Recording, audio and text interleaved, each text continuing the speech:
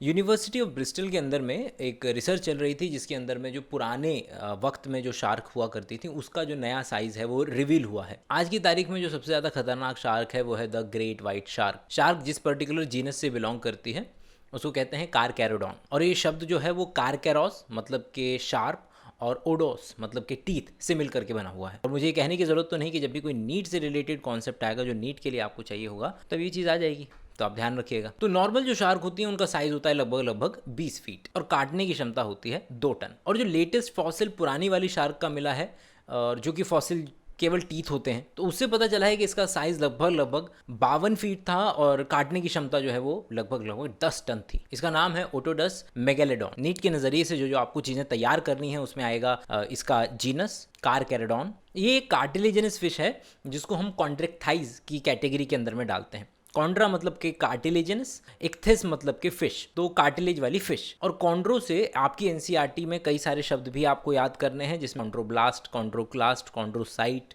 और कॉन्ट्रेक्टाइज। Cartilaginous fish को हमेशा तैरते रहना पड़ता है, अगर ये तैरेगी नहीं तो ये डूब जाएगी। अजीब है ना कि मछली डूब जाएगी। हमेशा तैरने की वजह से जो पानी है वो खुद ब खुद इनके गिल्स में अंदर आ जाता था, तो उन्हें किसी भी तरीके के गिल के ऊपर कवर की ज़रूरत नहीं पड़ती थी जिससे कि पानी को अंदर फेंके।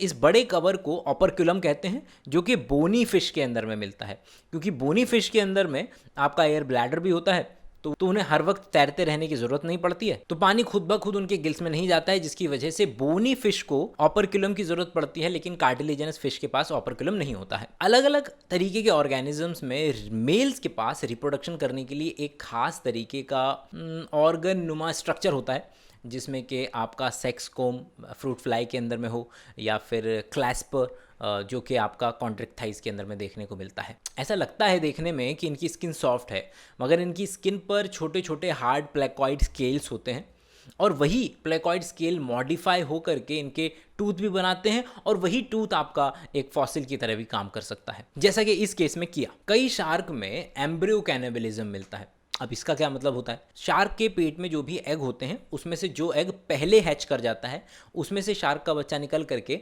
बाकी एग को या बाकी मछलियों को खा जाता है। और इससे आपको ये याद रखने में हेल्प मिलेगी कि शार्क बच्चे दे रही है, मतलब कि विविपेरी कर रही है, जो कि आपकी एनसीईआरटी की लाइन है।